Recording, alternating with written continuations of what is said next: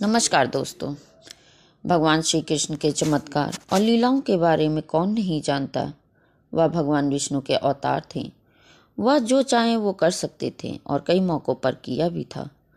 लेकिन एक ऐसा मौका भी आया था जब श्री कृष्ण को रणभूमि छोड़कर भागना पड़ा था, जिस वजह से उनका नाम रण छोड़ पड़ा था।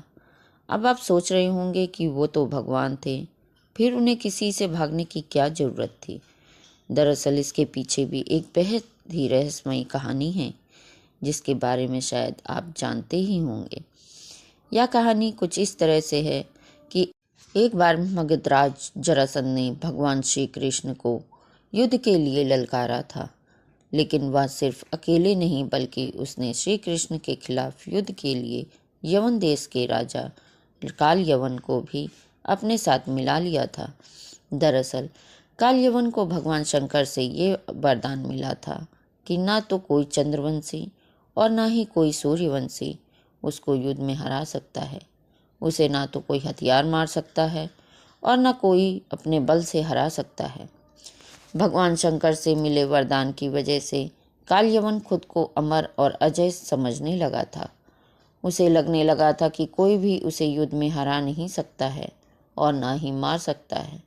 जरासंध के कहने पर काल यवन ने अपनी सेना के साथ मथुरा पर आक्रमण कर दिया। अब श्री कृष्ण जानते थे कि काल यवन को वो अपने बल से नहीं मार सकते और ना ही उनका सुदर्शन चक्र उसका कुछ बिगाड़ सकता है। इसलिए वो रणभूमि छोड़कर भाग गए और एक अंधेरी गुफा में पहुंच गए।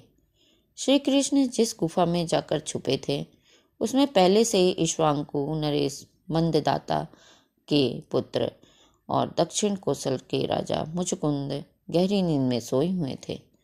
दरअसल उन्होंने असुरों से युद्ध कर देवताओं को जीत दिलाई थी। लगातार कई दिनों तक युद्ध करने की वजह से वह थक गए थे। इसलिए भगवान इंद्र ने उनसे सोने का आग्रह किया और उन्हें एक वरदान भी दिया कि जिसके मुताबिक जो कोई भी उन्हें नींद से जगाएगा वह जलकर भस्म हो जाएगा। राजा मुकुंद को मिले वरदान की बात श्री कृष्ण को पता थी, इसलिए वो काल यवन को अपने पीछे पीछे एक गुफा तक ले आए, जहां राजा मुचुकुंद सोए हुए थे। श्री कृष्ण ने काल यवन को भ्रमित करने के लिए अपना पीताम्बर राजा मुचुकुंद के ऊपर डाल दिया।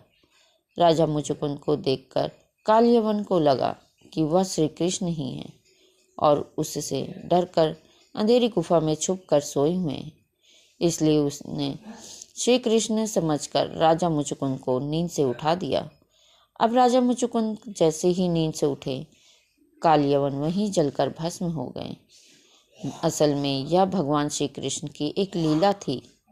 उन्होंने महाभारत के युद्ध में गीता का उपदेश देते हुए भी कहा था कि इस सृष्टि में जो कुछ भी होता है उन्हीं की इच्छा से होता है। तो जाहिर है काल यवन का अंत भी उन्हीं की इच्छा से हुआ था।